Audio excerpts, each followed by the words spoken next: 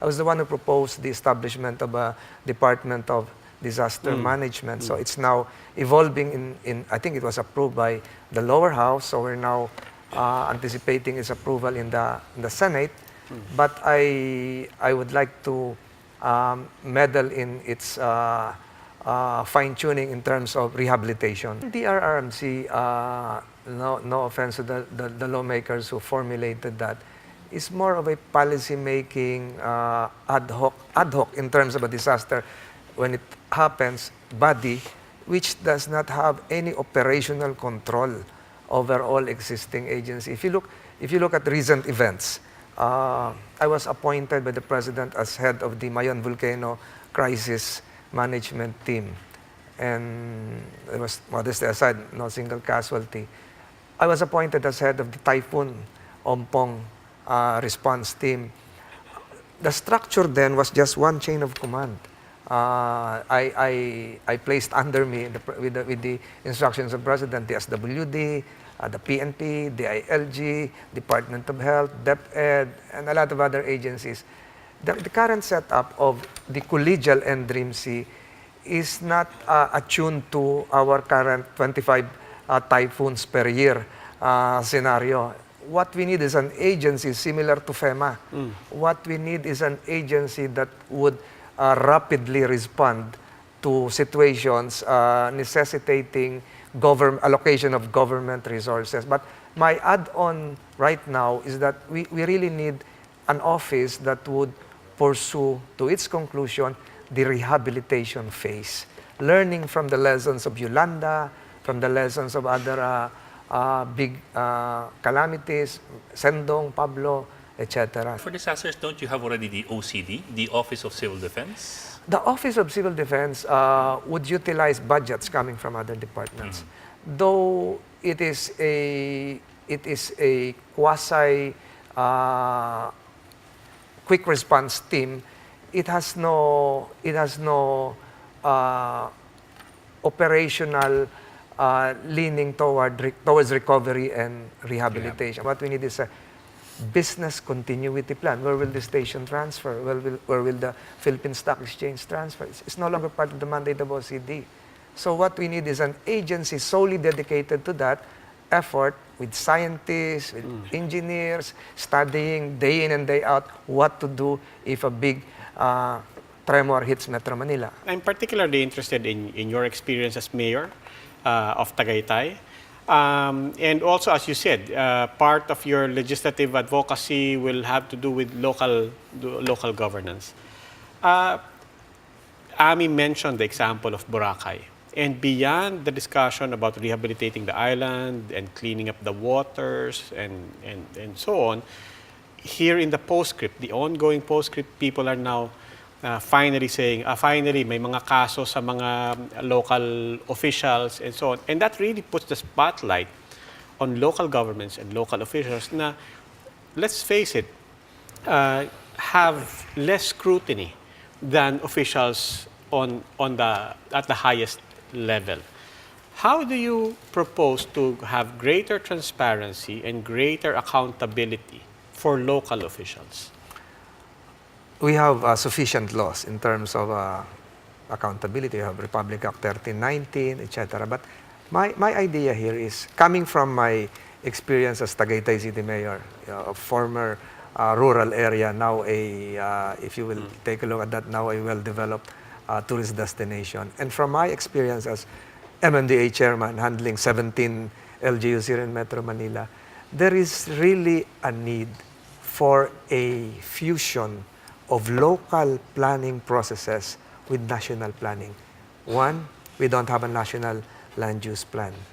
Your urban planning ordinances in a fast-growing city or area, say for instance, Cagayan de Oro, or Tuguegarao, or even Cebu, should be intertwined with national land use policies. I was even batting for a Metro Manila Legislative Council. And they resisted.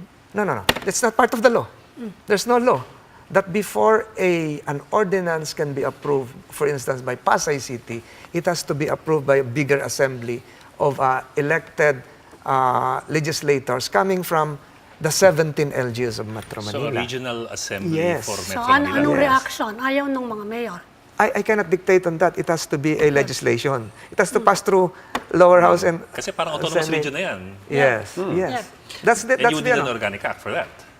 What I tried was to have a referendum. Let me go back.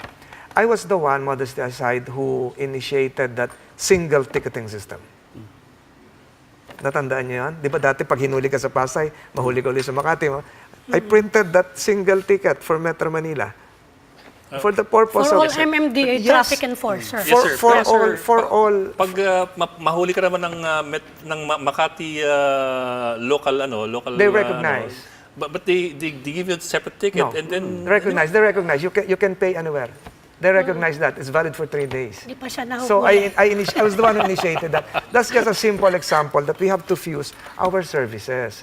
Ganon din dapat sa Metro Cebu, Mandaue, Lapu-Lapu, Cebu City, etc. Ganon din sa Metro. What did you call it Bacolod. again? The Metropolitan Legislative. What did you Legislative call it? Council. Council. The council. That's my proposal before. Does that So dapat elected governor ng Metro Does Manila. that stop short of saying that, do you think NCR specifically, based on your experience sa MMDA, at alam po naman, madugo yung trabahong yon, but based on your experience, do you think NCR needs a governor? Yes. Elected. Elected governor, similar to the Tokyo Metropolitan Government, similar to the one they have in Seoul. Yung governor ng Metro Manila, as you envision it, Envision. will be in charge of what? Traffic, garbage, I mean, what? The entire governance. Coordinator. Everything? Yes. Yes. Coordinator siya. No, not coordinator. As governor, how do you treat the I mean, governor? Talagang governor public siya. school education at the local levels, pati yun sa I even envision some functions of LTFRB to be part of that. Kasi bakit ka mag-i-issue ng prangkisa rito? Puno na. Sige, baliktarin ko po. Diba? If the governor has all of that under him, ano yung difference? Ano yung trabaho ng mga mayors? The mayors will be in charge of their localities. Pero merong mga criss-crossing, inter-jurisdictional issues that would have to be addressed by a single person, a single authority that might affect all. So your petty criminal crossing another jurisdiction can be ordered arrested No, you by the mentioned, government. you mentioned, for example, land use. Yes. I mean, creating a land use plan, and for that matter, influencing where potential investors will locate, Yes, that yes. falls under the governorship yes. as well? Even the prices. If the price of our bigas in Cainta or in Quinta market is different from a market in Quezon City, siguro iba na yung problema natin doon, different from Balintawak. Basic commodities, traffic, floods, garbage, even peace and order would have to be part of that spectrum. Sir, may proposal din ba kayo sa traffic? Because I don't think it has improved a lot since Yes, you I left agree the with you. MMDA. I agree with you. And then you've been observing what's happening. What do you think has gone wrong or what can be improved? Everything is wrong kasi sabi ko nga wala tayong urban planning eh. But what It's can been be the- done kaya I have under the always circumstances? I have always advocated the Seoul government formula. Okay. Similar size tayo sa Seoul, South Korea. Ang railways natin sa Metro Manila is just 47 kilometers. Ang railways ng Seoul, South Korea, 331 kilometers. Ang national roads ng South Korea, within South Korea alone, not excluding Gyeonggi province, more than 3,000 kilometers. Ang road network ng Metro Manila, 1,010 kilometers, excluding the subdivision. Ang layo. Mas marami pa yung tao natin. Ang solusyon na nakikita ko dyan, yung rails. I have started the Pasig River ferry system. It's still ongoing, modestly Very aside. nice. We have to improve on that. Ang proposal ko nga nun, umikot sa Manila Bay, papunta na ng Terminal 1 ng NAIA during those days na walang madaanan sa air, ginagawa yung Skyway. So, kahit magawa yung Skyway 3, LRT extension, Masinag extension, 4 kilometers lang, MRT 7 going to San Jose, Bulacan, kulang pa rin yun. We have to invest on rails. That's long term. Short term meron. That's long term, I agree. Right now, the other day, they inaugurated a a Laguna de Bay Bike lane. bike lanes. I to put a period to my proposal, let's have a Department of Railways. Let's have a Department of Railways similar to what they have in New Zealand, Pakistan, India, and previously in China. Let's have a permanent Hiwalay department. po sa DOTR. Hiwalay. They have an undersecretary for rails, but we have just attached agencies, PNR, LRT, MRT. If we really want to improve our railway system, we don't have a freight railway network going on. Kaya barado yung Ross Boulevard, yung mga container vans. So let's have a Department of Railways to really plan, funded, execute, implement a railway program, not just in Metro Manila, hanggang Mindanao. Marami pong excited with all the projects ongoing and in the pipeline for everything from the subway, as you said, to additional lines for the MRT, LRT, and yung railways, nationwide railway system. Ang isa pa pong sikat ngayon, bukod sa clamor ng taos, is the pedestrians, Mount Kamuning. And it's emotional and it's funny for people because para sa mga tao, this symbolizes the fact that pedestrians are an afterthought in this country. With your experience again from the MMDA, what would you propose? I agree that the road space should not just be allocated to motorized vehicles. If you recall, I was the one who initiated the bicycle lane in some parts of Manila, starting from Remedios Circle, parts of Ross Boulevard, even extending up to the existing Marikina bike lanes.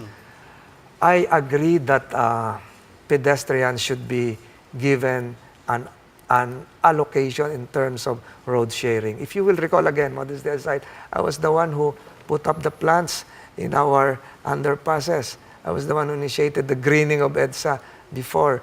So that's for pedestrians.